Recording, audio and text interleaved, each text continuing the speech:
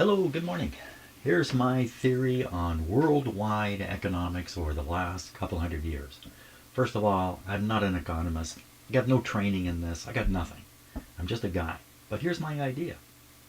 I think if you go back a couple hundred years ago, you'd see that there are people with enough money to build a factory to start making something in a factory. This is the very start of factorized or factory type work.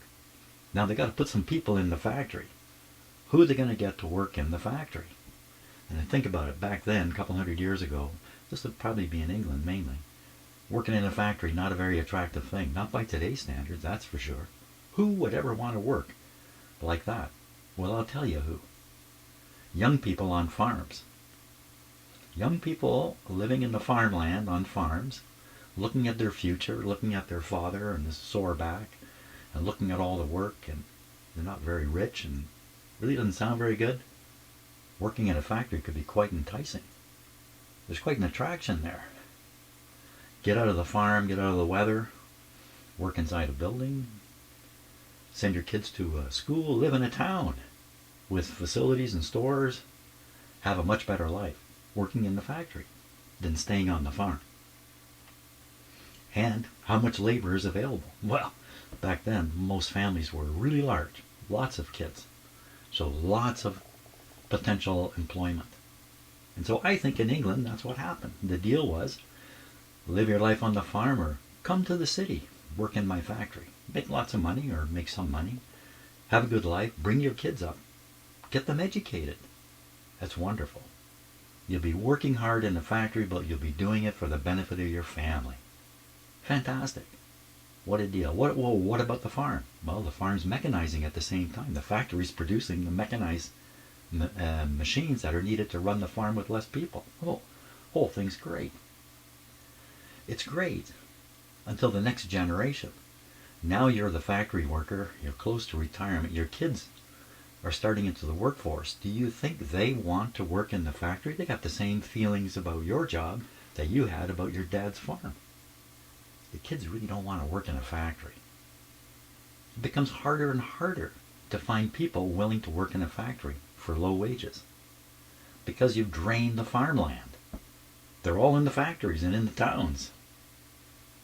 Where do you go next? Well, if you're in England, you go to America. That's where all kinds of people are still on farms. All kinds of opportunity to build factories, move people into factories. And so the process starts there. It will be the same here in Canada and other countries. I hate to use the term Western countries. I don't like that term myself. Drain the farms, put the labor in the factories. Everybody's pretty happy for a generation. Then you got to move on. You got to move on to another country. Like maybe Japan. Maybe Japan has a lot of farm kids. Oh, Japan's all filled up now. Everybody's in the factories, got to move on. Where do we move next? Maybe Korea.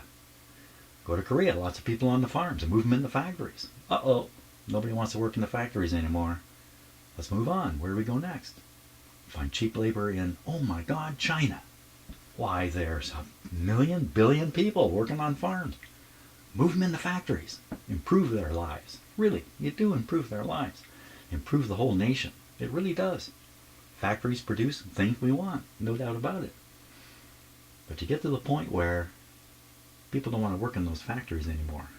They want something more out of life. Where do you go next? Where do you find a huge pool of people willing to commit their lives to factory work? Getting a little thin on the planet, isn't it? Well, we can use mechanization. Now that's been going on for a long time too.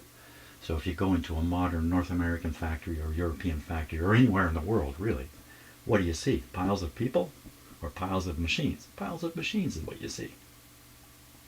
So that's the worker of the future. Actually, that's the worker of today. That's a solution. It's a tough one. Involves a lot of energy and a lot of other problems, putting in machines everywhere.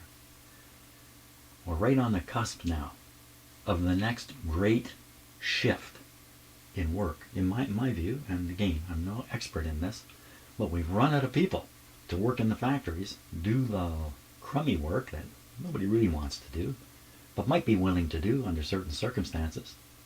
Those circumstances are wearing out now.